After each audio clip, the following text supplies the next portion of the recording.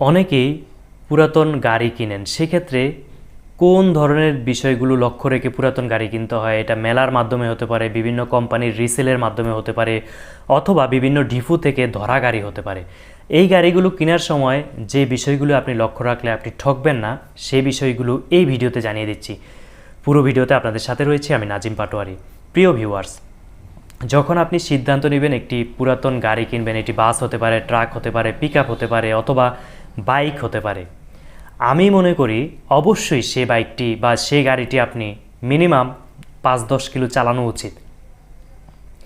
আপনি যখন গাড়িটি চালাতে যাবেন তখন কিন্তু এটা থেকে কি কি সমস্যা রয়েছে, ইঞ্জিনের পারফরমেন্স কেমন, ব্রেকিং পারফরমেন্স কেমন, এটি কোনো অ্যালটমেন্টের সমস্যা আছে কি না, অথবা এটি টার্ন বা ক্লাচ প্লেট বা ইঞ্জিন সাইডে কোনো সমস্যা আছে কি না, এই সামগ্রিক বিষয়গুলো কিন্তু আপনি বুঝতে পারবেন।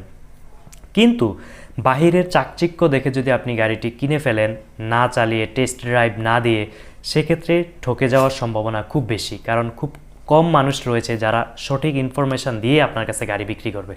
সেক্ষেত্রে আপনি যদি একটি রানিং গাড়ি কোনো ব্যক্তির কাছ থেকে কিনেন, হয়তো চালিয়ে দেখার সুযোগ পাবেন। কিন্তু আপনি যদি ডিপো থেকে বা রিসেলের মাধ্যমে কোনো বসায় থাকা জায়গা থেকে গাড়ি কিনেন, সেক্ষেত্রে কী করবেন?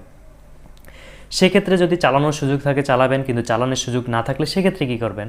তখন আপনি গাড়িটি মিনিমাম স্টার্ট দিয়ে দেখবেন, অথবা যেই জায়গায় গাড়িটি রাখা হয়েছে সেখানে একটু সামনে পিছনে নিয়ে দেখবেন সামগ্রিক অবস্থা, সাউন্ড কেমন রয়েছে। অনেক সময় স্টিয়ারিংয়ে সমস্যা থাকে, কখনো কখনো ক্লাসে সমস্যা থাকে, কখনো কখনো গাড়ির যে স্টিয়ারিং একদিকে টানে।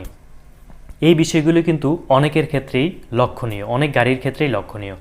আপনি মিনিমাম এই বিষয়গুলো দেখে তারপর গাড়িটা কেনার সিদ্ধান্ত নেবেন। আর আউটফিটিং যেটাকে বলে, চেসিসের অংশ, কেবিনের অংশ, বডির অংশ, এগুলো তো দেখা যায় বাহ্যিকভাবে কোনো মেজর অ্যাক্সিডেন্ট হিস্ট্রি আছে কি না, এগুলো আপনি দেখে বুঝতে পারবেন। কিন্তু ইঞ্জিনের ভিতরের অংশ কিন্তু আপনি দেখে বুঝতে পারবেন না। সেক্ষেত্রে আপনার কি করতে হবে? চালাতে হবে। চালানোর বিকল্প কোনো ওয়ে নেই ইঞ্জিনের ভিতরের অবস্থা অনুমান বা বোঝার জন্য। এরপর আসি গাড়ির কাগজপত্রের বিষয়ে। ফিজিক্যালি কাগজপত্র দেখে কখনো গাড়ি কিনতে যাবেন না। ফিজিক্যালি কাগজপত্র দেখার পাশাপাশি এই কাগজপত্রটি বিআরটি এর মাধ্যমে আপনি যাচাই করে নেবেন। কাগজের যদি মেয়াদ না থাকে, এটা রিনিউ করতে কেমন টাকা লাগতে পারে। অনেক সময় এমনও হয় আপনি 5 লাখ টাকা দিয়ে একটি পিকআপ কিনেছেন, যেটার কাগজ রিনিউ করতে 2 লক্ষ টাকা লাগবে।